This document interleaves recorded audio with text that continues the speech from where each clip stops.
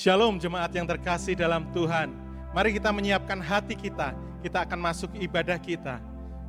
Pertolongan ibadah kita dialaskan di dalam nama Allah Bapa, Allah Anak, dan Allah Roh Kudus. Turunlah ke atas kita berkat kasih karunia, sukacita, dan damai sejahtera dari Allah Tritunggal. Amin. Kita semua ada oleh karena kasih-Nya dan hanya oleh rahmat-Nya saja. Mari kita datang sembah Dia, mengucap syukur untuk kebaikan Tuhan atas hidup kita. Ku ada sebab anugerah-Mu, ku ada karena kasih-Mu, Tuhan Yesus. Ku berterima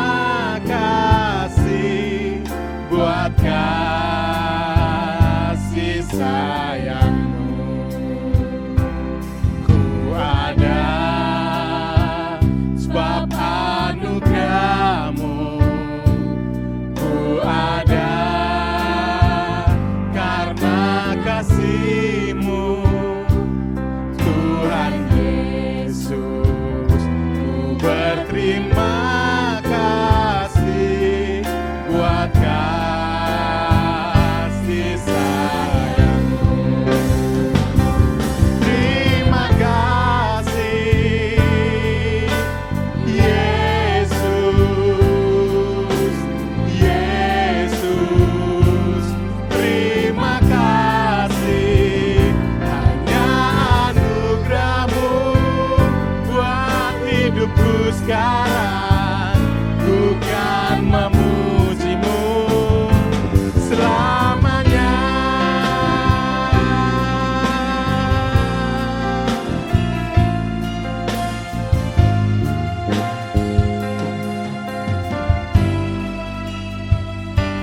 Ku ada sebab anugerah-Mu, ku ada karena kasih-Mu, Tuhan Yesus. Ku berterima kasih buat kasih sayang. Terima kasih, terima kasih Yesus, Yesus. Terima kasih, hanya anugerah-Mu buat hidupku sekarang. Ku kan memuji-Mu selamanya. Terima kasih Yesus, Yesus. Terima kasih, hanya anugerah-Mu buat hidupku sekarang. Ku kan memuji-Mu, ku kan memuji-Mu, ku kan memuji-Mu selamanya. Ku kan memuji-Mu selamanya.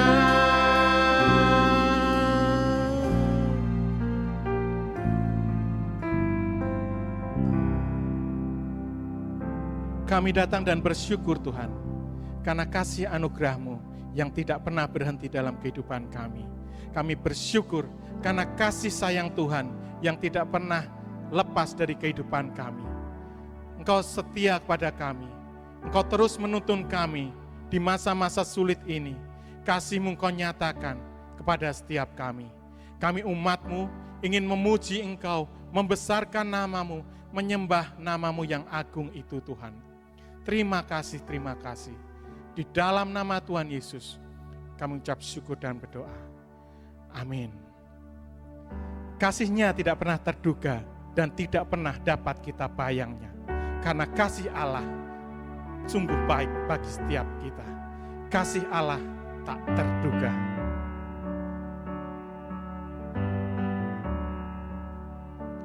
Kasih Allah tak terduga dan tak dapat dituliskan,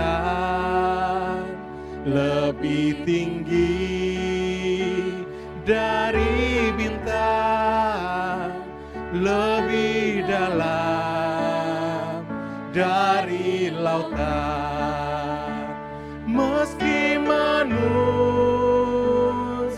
berdosa, kasih Allah melimpah. Anaknya pun dikurniakan tebus yang berdosa.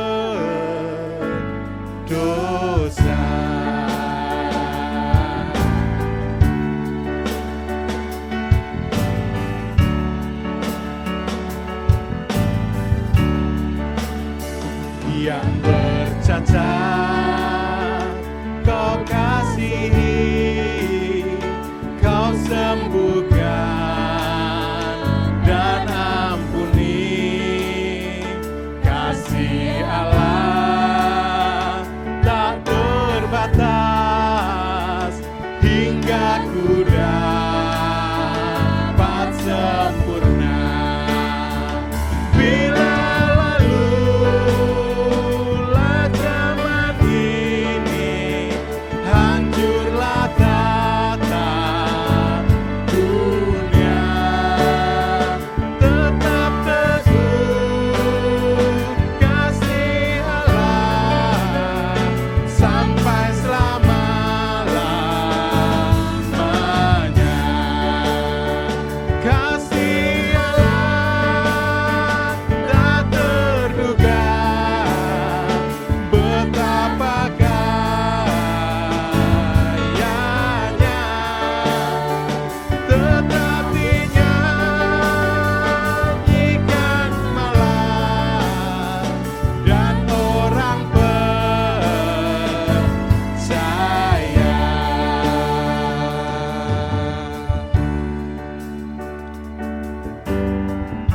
kendati tinta selaut, langit pun jadilah kertas.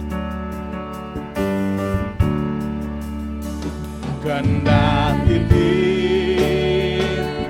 selaut, langit pun jadilah kertas, dan tiap batang pun pena, dan tiap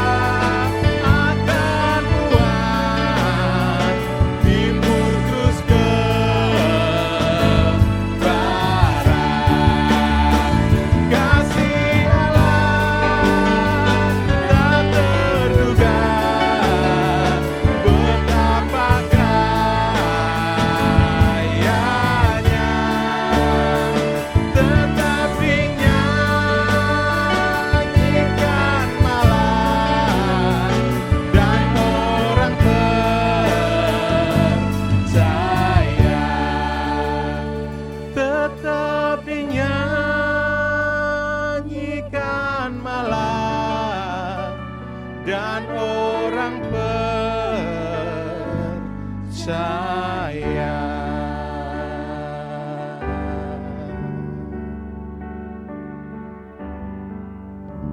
Apapun keadaan kita, percayalah, saat ini hanya kuasa Tuhan Yesus yang dapat memulihkan kita.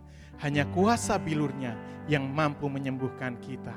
Mari setiap kita siapkan hati mendengarkan janji kebenarannya melalui firman-Nya.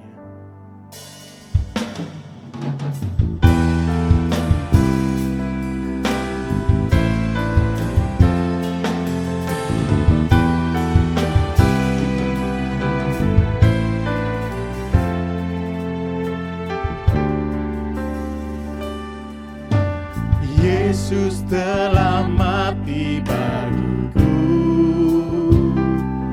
Dialah penebus yang ampuniku. Pengorbanannya yang sempurna membawa mukjizat yang besar. Yesus telah mati, Yesus telah mati bagiku. Dialah penebus yang pulihkanku. Pengorbanannya yang sempurna membawa mukjizat yang besar. Kuasa-Mu memulihkan, kuasa-Mu memulihkan. Percaya Kau berfirman, kuasa-Mu yang pulihkan. Bilur-Mu menyembuhkan, bilur-Mu menyembuhkan. Percaya Kau berfirman, bilur-Mu yang sembuh. Kuasa-Mu, kuasa-Mu memulihkan, kuasa-Mu memulihkan. Percaya Kau berfirman, kuasa-Mu yang pulihkan. Bilur-Mu menyembuhkan, bilur-Mu menyembuhkan. Percaya Kau berfirman, bilur-Mu yang sembuhkan. Percaya, percaya Kau berfirman, bilur-Mu yang sembuhkan, bilur-Mu yang sembuhkan, bilur-Mu yang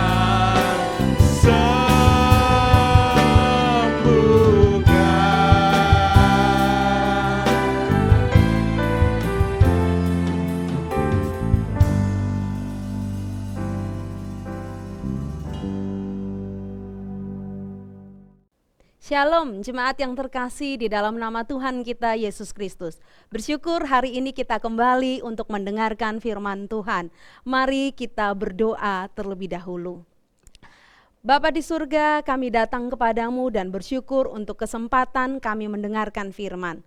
Berbicaralah kepada kami melalui firman-Mu supaya kami tahu apa yang harus kami lakukan. Di dalam nama Yesus kami sudah menyerahkan diri kami. Amin. Bapak Ibu Saudaraku yang terkasih di dalam Tuhan, hari ini kita berbicara tentang hidup yang dipimpin oleh hikmat. Kalau kita berbicara soal hikmat, pikiran kita pasti akan membawa kita pada situasi di mana kita dapat mengambil keputusan yang tepat pada saat yang tepat dengan cara yang tepat. Tetapi pertanyaannya, apakah pada semua situasi kita dapat mengambil keputusan dengan tepat? Mungkin ada kalanya kita lalai dengan hal ini. Apalagi jika pilihannya sama-sama baik atau sama-sama buruknya. Jenderal Samila pernah mengalami situasi di mana dia harus mengambil keputusan antara menghukum ibunya karena kedapatan mencuri di tenda ketika mereka sedang melakukan perjalanan peperangan, atau tetap mengasihi ibunya, membiarkan ibunya tidak dihukum, dan mempertaruhkan wibawanya sebagai seorang jenderal. Pada situasi yang demikian, tentunya akan sangat sulit untuk mengambil keputusan yang terbaik. Kalau dia membiarkan ibunya dihukum dengan hukuman 50 cambuk yang sudah ditetapkan, jangankan 50 kali, baru 1 kali mungkin ibunya sudah tidak kuat menanggungnya. Tapi kalau dia mengatakan untuk membiarkan supaya ibunya tidak dihukum, wibawanya tentu akan jatuh di depan para prajuritnya. Mereka mungkin tidak akan bisa lagi menghormatinya. Akhirnya, ketika dia harus mengambil keputusan yang paling berhikmat yang dilakukannya adalah apa? Dia menghukum ibunya. Tetapi bukan ibunya yang menjalani hukuman tersebut. Dirinya lah yang menggantikan hukuman tersebut. Dengan demikian, ibunya tetap dikasihinya karena tidak harus menanggung hukuman 50 kali cambukan. Wibawanya sebagai seorang jenderal tetap dipertahankan karena toh hukumannya sudah dijalankan, walaupun yang menjalankannya bukan ibunya. Bapak Ibu Saudaraku yang terkasih, dilema yang demikian juga pernah dihadapi oleh Allah Bapa ketika manusia jatuh di dalam dosa. Itulah sebabnya dikatakan oleh teolog, disaliblah kasih dan keadilan Allah berciuman. Allah yang Maha Kasih itu tidak mungkin membiarkan manusia berdosa untuk dihukum. Tetapi Allah yang Maha Adil itu dan kekudusannya tidak bisa membiarkan manusia berdosa tetap hidup. Dan untuk jalan keluarnya hikmat Allah dipertaruhkan di sini. Apa yang dilakukan oleh Allah? Dia membiarkan anaknya yang tunggal menanggung hukuman itu. Hari ini kita akan melihat dari kehidupan seorang raja di dalam Alkitab. Bagaimana ciri-ciri dari hidup orang yang punya hikmat. Di dalam 1 Raja-Raja pasal 3 ayat 28 di sana dikatakan bahwa orang yang punya hikmat di dalam hidupnya, dia mampu mengambil keputusan yang tepat di tengah situasi yang sulit. Sama sebagaimana ilustrasi yang tadi sudah saya sebutkan pada pertama. Dikatakan bahwa ada cerita tentang 2 orang perempuan yang berebut seorang bayi karena yang seorangnya lagi ternyata meninggal. Dan keputusan Salomo sangat tepat. Dia mengatakan bagaimana supaya bisa tahu ibu yang asli atau ibu kandung dari bayi ini. Dia berkata, penggal bayi itu dan bagi kepada kedua ibu. Jika dia adalah ibu kandung, dia pasti tidak akan tega anaknya dipenggal. Dan itu yang terjadi. Wanita yang adalah ibu kandungnya berkata, berikan saja kepada dia, jangan sampai dipenggal.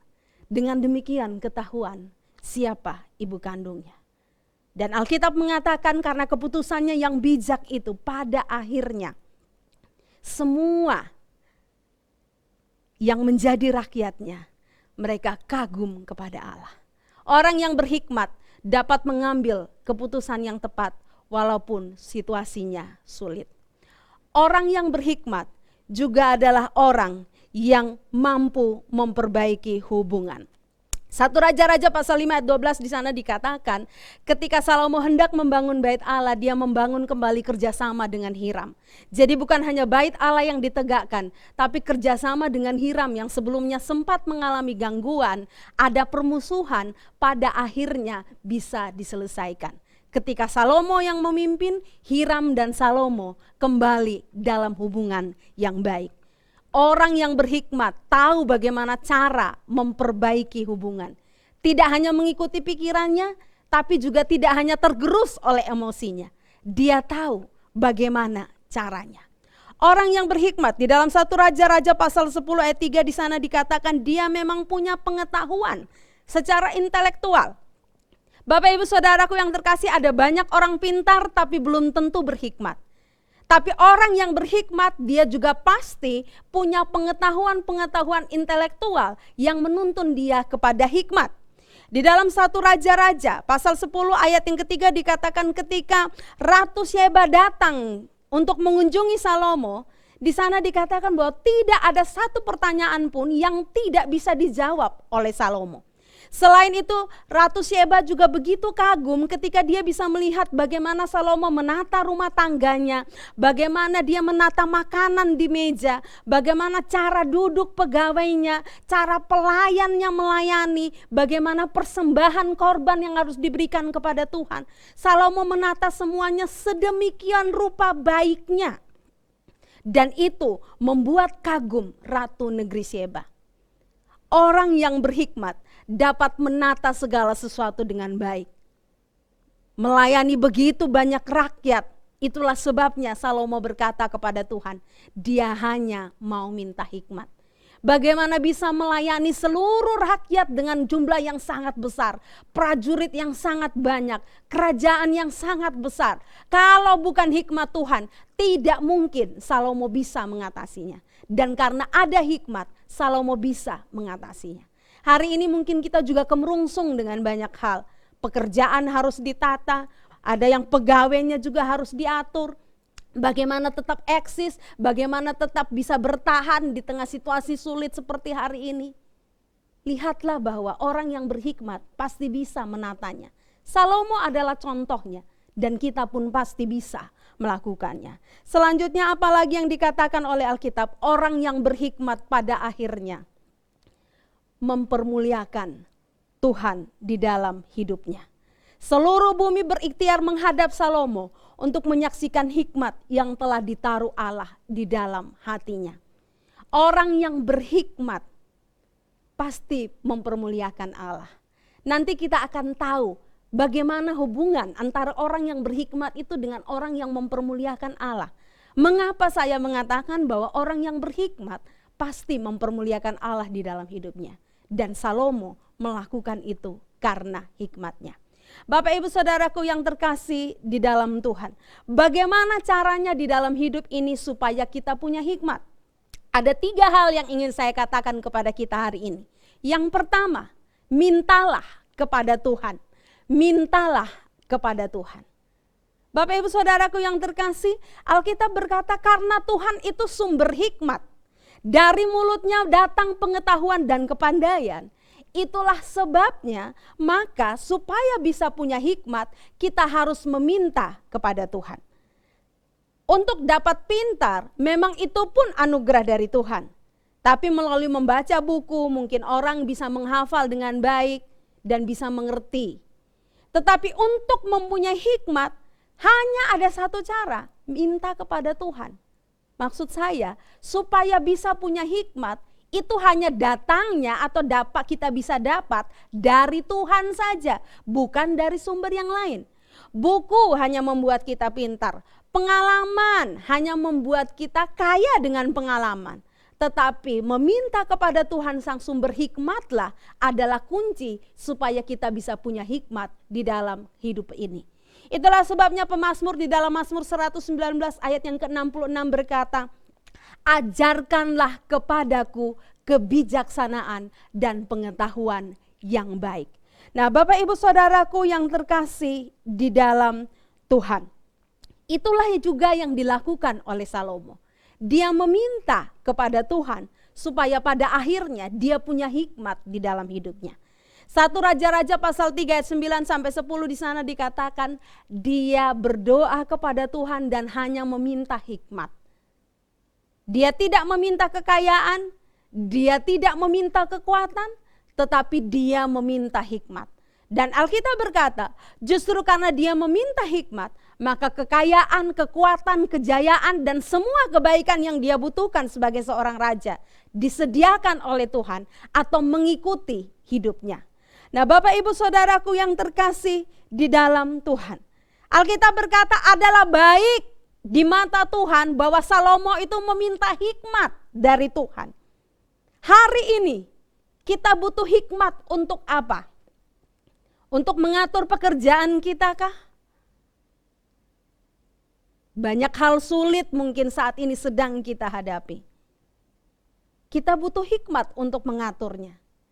Mengatur keuangan kah? Kalau sebelumnya dengan jumlah segini bisa cukup, sekarang mungkin ternyata kurang. Atau mungkin jumlahnya yang juga sudah dikurangi, tapi kebutuhannya tetap. Bagaimana bisa mencukupinya? Kita butuh hikmat. Dan caranya disediakan bagi kita. Kalau kita butuh hikmat, minta kepada Tuhan. Yakobus pasal 1 ayat 5 berkata, tanyakanlah kepada Tuhan, maka ia akan memberitahukannya kepada saudara. Ia selalu bersedia memberikan kebijaksanaan dengan limpahnya. Tuhan tidak akan marah kalau kita minta hikmat dari Dia. Tuhan tidak akan marah kalau kita minta tolong kepada Dia bagaimana caranya supaya kita bisa mengatur segala sesuatu. Tuhan malah senang kalau kita mau melakukan apa-apa, kita tanya dulu sama Dia, kita ngomong dulu sama Dia, kita minta Dia bukakan jalan bagi kita. Supaya hanya jalannya yang terbuka, dan jika itu bukan jalannya biar Dia tutup dengan kehendaknya. Tuhan suka sekali kalau kita tanya-tanya sama Dia tentang apapun di dalam hidup kita. Tuhan sangat senang. Karena itu Bapak Ibu Saudaraku, jangan ragu untuk meminta hikmat kepada Tuhan. Hari ini mungkin gereja juga sedang berpikir dalam hidup new normal nanti bagaimana mengatur ibadah. Ada banyak guideline yang dikeluarkan oleh pemerintah, Kementerian Agama, Dirjen Bimas dan lain sebagainya. Tapi tetap gereja lokal harus punya hikmat untuk mengaturnya. Dan inilah saatnya seluruh gereja berdoa kepada Tuhan. Meminta hikmat dari Dia. Kalau memang diizinkan beribadah, harus dilakukan dengan cara bagaimana? Supaya kita tetap bisa menyembah dan mempermuliakan nama Tuhan seperti yang Tuhan kehendaki. Mintalah hikmat kepada Tuhan. Tuhan suka kalau kita memintanya dari Dia. Yang kedua, cara yang diberikan supaya kita bisa mendapatkan hikmat adalah membaca firman Tuhan. Sekali lagi, permulaan hikmat adalah takut akan Tuhan, kata Amsal 1 ayat yang ke-7. Tadi sudah saya katakan, dari buku kita bisa pintar, dari pengalaman orang lain kita juga mungkin bisa punya sedikit pengalaman. Tapi menghadapi situasi yang real, situasi yang nyata di mana kita butuh hikmat, hanya Tuhan sumbernya. Kenapa? Karena hikmat selalu kaitannya itu dengan takut kepada Tuhan. Orang yang takut kepada Tuhan, orang yang meminta kepada Tuhan, orang yang mau membaca firman Tuhan, kepada dialah diberikan hikmat. Kalau kita tidak baca firman tapi kita baca yang lain, buku pengetahuan, buku psikologi dan sebagainya, ya kita punya pengetahuan tentang itu. Tapi kita tidak punya hikmat bisa jadi. Tapi kalau kita baca firman, kita pasti punya hikmat. Salomo membuktikan hal itu. Di dalam 1 Raja-Raja pasal 5 ayat 5 di sana dikatakan ketika dia mau bangun bait suci dia ngomong, saya mau melakukan ini sebagaimana yang sudah diperintahkan oleh Tuhan kepada Raja Daud ayah saya. Dia tahu persis apa yang Tuhan katakan kepada Raja Daud ayahnya. Karena apa? Karena pasti Raja Daud terus ngomong itu sama dia. Karena pasti dia sendiri juga sudah dengar dari Tuhan ketika Tuhan menampakkan diri kepada dia supaya dia tahu apa yang harus dilakukan. Karena itu ketika dia mau bangun bait suci, dia tahu ini perintah Tuhan. Ini yang Tuhan mau, ini firman Tuhan, ini yang dikatakan Tuhan kepada ayahku dan ini jugalah yang akan saya lakukan. Dan karena dia melakukannya sesuai dengan firman, dia punya pengetahuan tentang firman, dia tahu apa yang Tuhan katakan kepada ayahnya, dia lakukan itu. Alkitab berkata, dia bangun sebuah bait suci yang sangat luar biasa. Bapak Ibu Saudaraku yang terkasih di dalam Tuhan, pemazmur juga menyadari hal itu, itulah sebabnya di dalam Mazmur 19 ayat 7 berkata, hukum-hukum firman Tuhan itu yang melindungi kita dan menjadikan kita bijaksana. Mazmur di dalam Mazmur 119 ayat 98. Di sana dikatakan perintahmu membuat aku lebih bijaksana daripada musuh-musuhku. Amsal 2 ayat 6 karena Tuhan mengaruniakan kebijaksanaan. Setiap firman-Nya merupakan perbendaharaan pengetahuan dan pengertian. Di dalam perjanjian baru 2 Timotius pasal 3 ayat 15, Paulus juga berkata kepada Timotius, engkau tahu kitab suci menjadikan engkau bijaksana. Karena apa? Karena sejak kecil engkau sudah mengenal kitab suci, itulah sebabnya kamu menjadi seorang yang bijaksana. Bapak Ibu Saudaraku yang terkasih di dalam Tuhan, Anda tidak mungkin bisa punya hikmat jika tidak membaca firman. Itu pasti. Sekali lagi saya katakan, Anda bisa pintar dengan membaca hal yang lain. Banyak orang yang maafkan, tidak kenal Tuhan pun sangat pintar, jenius. Tetapi orang yang berhikmat, satu-satunya sumber hanya Tuhan dan firman-Nya. Itulah sebabnya kalau Anda mau punya hikmat di dalam hidupmu, harus investasikan waktu untuk baca Alkitab. Buat program untuk baca Alkitab. Kita tidak bisa mengatasi segala keadaan hanya dengan pengetahuan-pengetahuan manusiawi dari buku semata. Kita tidak bisa menghadapi situasi-situasi yang kritis hanya dengan berdasarkan pengalaman orang lain atau pengalaman kita sebelumnya saja. Kita bisa menghadapinya hanya ketika kita punya firman di dalam hidup kita. Karena itulah yang menuntun kepada hikmat. Karena itu hari ini ambil komitmen. Saya mau baca Alkitab setiap hari. Tetapkan jam berapa Anda mau baca Alkitab. Tiap pagi kah? Pagi adalah waktu yang paling baik. Tiap malam kah? Saya biasanya melakukannya di pagi hari. Tapi juga melakukannya di waktu malam sebelum tidur. Karena biasanya saya harus mengirimkan renungan. Tetapkan waktunya. Anda tidak baca majalah, Anda tidak mengetahui perkembangan di media sosial, Anda tidak mengikuti berita di televisi, tidak akan membuat hidup Anda kekurangan apapun. Tapi jika Anda tidak mau baca Alkitab, Anda tidak punya hikmat yang dibutuhkan dalam hidup ini. Tetapkan waktu. Bukan hanya sekedar baca. Jangan merasa, oh saya sudah baca WA yang dikirim Bu Yusuf. Apalagi sudah saya copy paste jadi status. Oh saya sudah baca WA yang dikirimkan oleh Pak Yusuf. Ya sudah, berarti saya sudah baca Alkitab. Jangan hanya baca, renungkan secara mendalam juga. Supaya kita tahu apa yang Tuhan mau ngomong sama kita lewat firman itu. Kalau perlu buat catatan-catatan kecil, apa isi firman hari ini yang kita dengar, apa perintah, apa larangan. Ada banyak petunjuk bagaimana kita bisa merenungkan firman. Buat daftar pembacaan Alkitab, gereja sudah menyediakannya dalam bentuk digital. Kalau hari ini Anda belum punya, bisa minta, Bapak Ibu Saudara bisa minta kepada hamba-hamba Tuhan supaya dikirimkan dalam bentuk digital. Atau kalau misalnya tidak bisa lihat secara digital, butuh yang bentuk fisik, di gereja juga sudah disediakan. Kalau kesulitan ke gereja, bisa menghubungi saya, nanti saya bisa kirimkan. Asalkan Bapak Ibu punya kerinduan untuk mau baca Alkitab, pasti ada caranya, dan saya serta rekan-rekan hamba Tuhan yang lain pasti dengan sangat senang mau menolong Bapak Ibu Saudara sekalian.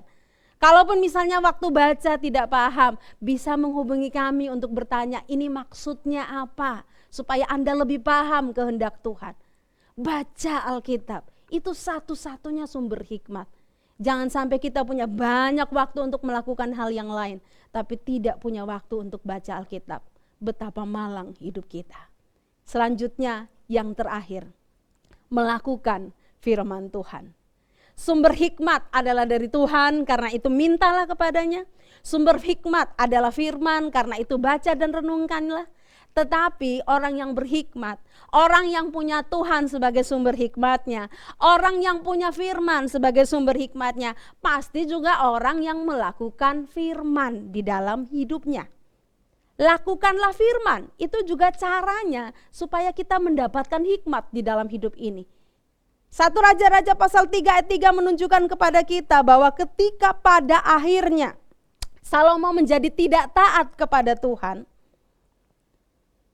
ketika pada akhirnya dia hanya setengah-setengah dengan Tuhan, dia berurusan dengan hukuman Tuhan. Di sana dikatakan dia menunjukkan kasihnya kepada Allah dengan mengikuti apa yang dilakukan oleh Daud ayahnya, yaitu menuruti ketetapan Tuhan. Tetapi lanjutannya di sana dikatakan dia masih mempersembahkan korban sembelihan dan ukupan di bukit-bukit pengorbanan. Itu menunjukkan bahwa dia separuh-separuh dengan Tuhan. Walau demikian, perhatikan bahwa Tuhan tetap memberkati dia. Tapi jangan terus kita bilang begini, kalau begitu saya boleh separuh-separuh dengan Tuhan. Karena seperti Salomo, saya akan tetap diberkati oleh Tuhan. Bapak Ibu jangan salah. Perhatikan, Salomo mulai dengan separuh-separuh dan berakhir dengan kehancuran. Memang dia raja yang hebat. Alkitab berkata tidak ada satupun raja yang bisa menyamai kehebatan dia. Tetapi dia berakhir dengan kehancuran. Kerajaannya pun hancur. Di dalam bagian-bagian selanjutnya, mulai 1 Raja-Raja 11, di sana dikatakan Tuhan sudah kasih firman supaya tidak bergaul dengan bangsa kafir. Salomo bergaul dengan bangsa kafir, bahkan mengangkat banyak istri, menjadikan banyak istri dan gundik dari bangsa kafir. Dia bukan hanya melakukan itu dengan menjadikan mereka istri, dia ikuti istrinya, hatinya condong kepada dewa-dewa dari istrinya, dia meninggalkan Tuhan. Salomo melakukan apa yang jahat di mata Tuhan, kata 1 Raja-Raja pasal 11 ayat 6. Karena dia tidak sepenuh hati mengikuti Tuhan. Dia mulai dengan tidak sepenuh hati, separuh-separuh, dan dia berakhir dengan kehancuran. Bapak Ibu Saudaraku yang terkasih di dalam Tuhan, pada akhirnya dia berhadapan dengan murka Tuhan.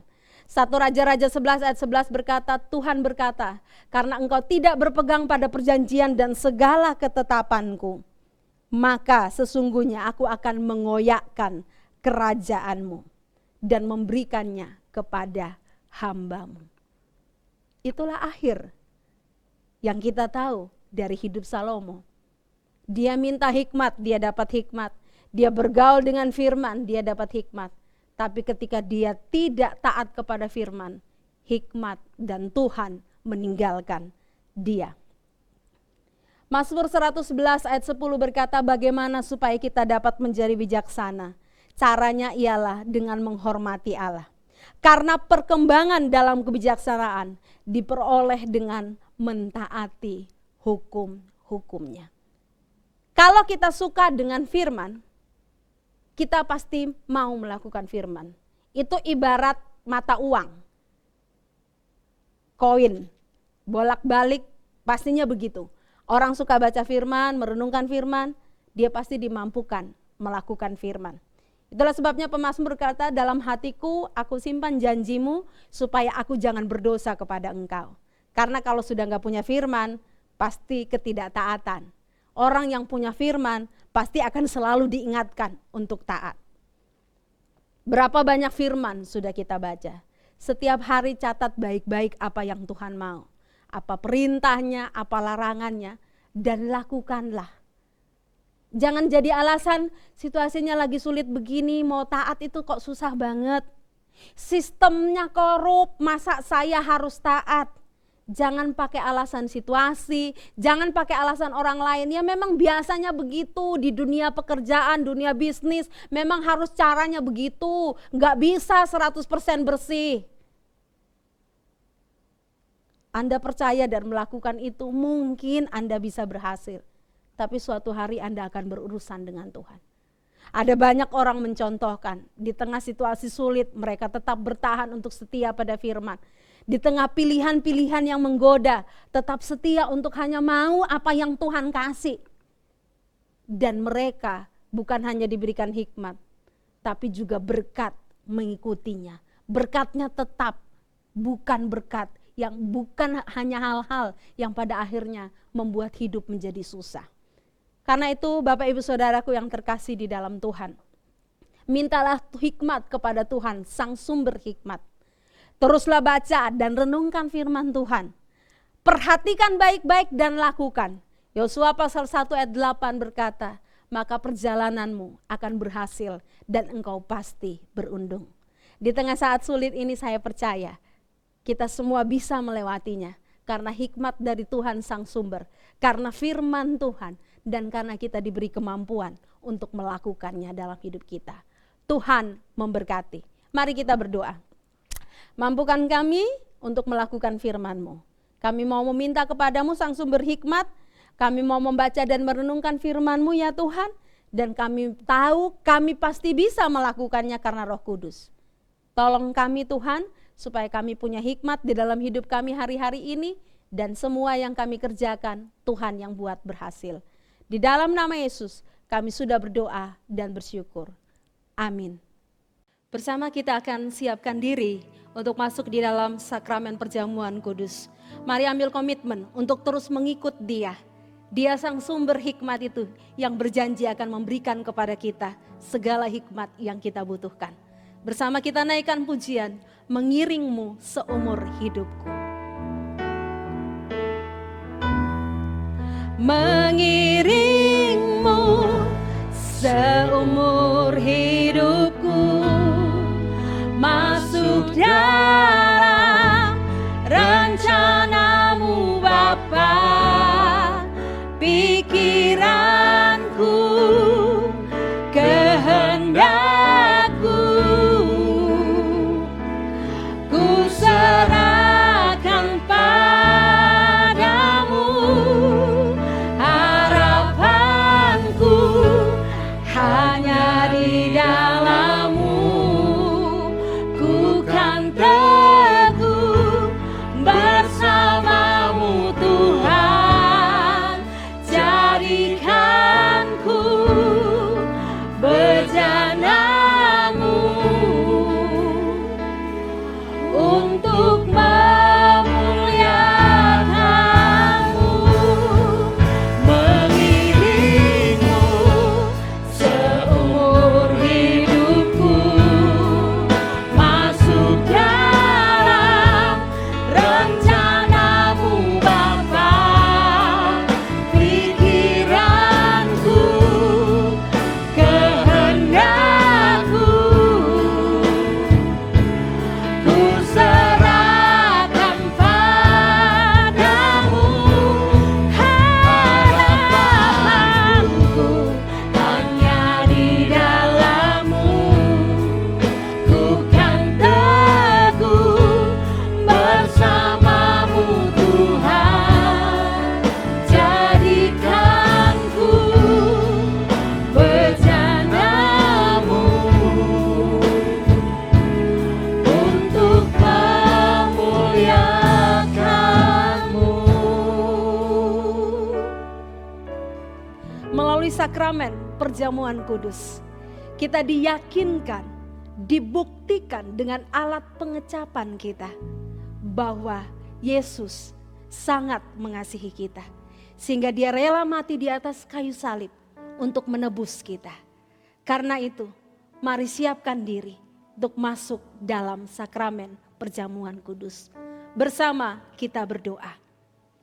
Ya Tuhan, tolonglah kami, supaya ketika anggur ini kami kecap dan roti kami makan, kami ingat akan kasih Allah yang besar, yang mengizinkan kami secara fisik merasakan berkat-Mu itu. Tolonglah kami ya Tuhan, di dalam nama Yesus kami sudah berdoa. Amin. Pada waktu perjamuan Paskah bersama dengan murid-muridnya, Yesus mengangkat roti, mengucap syukur atasnya, memecah-mecahkannya, dan kemudian membagikannya kepada murid-muridnya sambil berkata, "Inilah tubuhku yang dipecah-pecahkan bagimu." Kemudian Yesus juga mengangkat cawan yang berisi anggur, membagikannya kepada mereka dan berkata, "Inilah darahku, darah perjanjian yang ditumpahkan untuk pengampunan dosamu." Bapak Ibu Saudaraku yang terkasih di dalam Tuhan Yesus, siapakah kita sehingga kita bisa layak untuk masuk dalam perjamuan kudus? Kalau bukan anugerah Tuhan, tidak ada satupun dari antara kita yang layak. Oleh karena itu, Anda yang percaya kepada Yesus Kristus sebagai Tuhan dan Juru Selamat, mengakui bahwa Alkitab adalah firman Allah, mari siapkan diri dengan iman untuk ikut dalam sakramen perjamuan kudus. Silahkan persiapkan roti yang akan dibagikan untuk dimakan oleh saudara sekalian. Dan kita kembali naikkan pujian, mengiringmu seumur hidupku. Mengiringmu seumur hidup.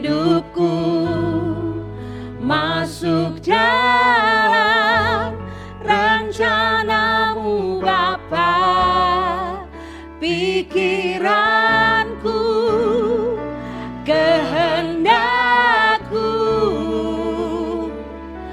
ku serahkan padamu. Berharaplah hanya kepada Tuhan. Harapanku Hanya di dalam-Mu ku kan teguh, bersama-Mu Tuhan. Jadikan ku bejana-Mu untuk memuliakan-Mu. Mari pegang roti di tangan kita masing-masing. Yesus berkata, inilah tubuhku yang dipecah-pecahkan bagi kamu. Makanlah menjadi peringatan akan aku. Dengan iman dan penuh rasa syukur, silahkan makan.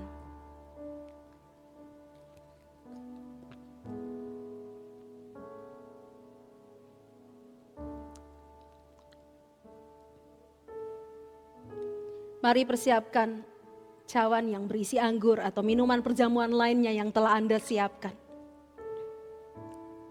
Dan berdoalah kepada Tuhan. Mintalah hikmat yang daripadanya dicurahkan dalam hidup kita masing-masing. Yesus berkata, inilah darahku, darah perjanjian baru yang dicurahkan untuk pengampunan dosamu. Minumlah sebagai peringatan aku mati buatmu. Dengan iman dan syukur, silahkan minum.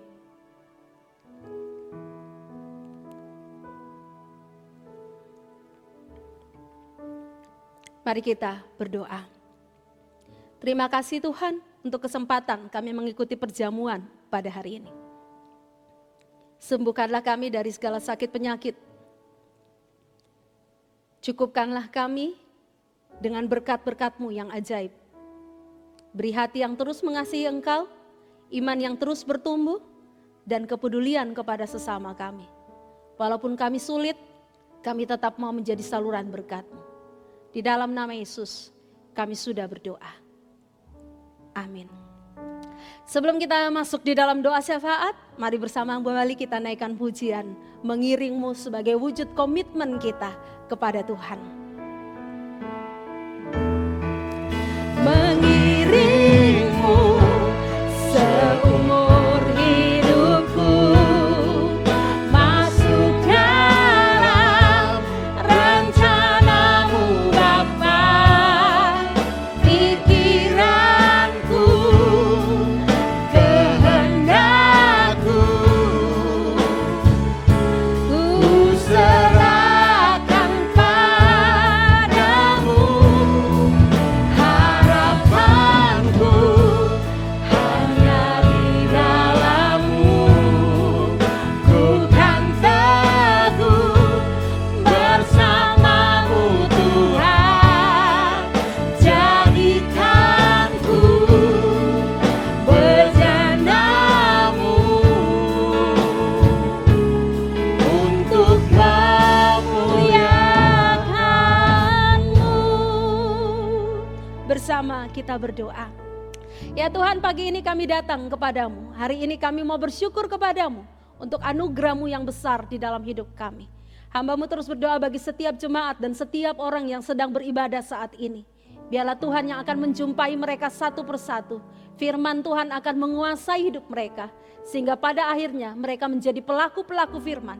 Dan ketika kami menjadi pelaku firman, janji Tuhan jelas, berkat pasti mengikuti kami.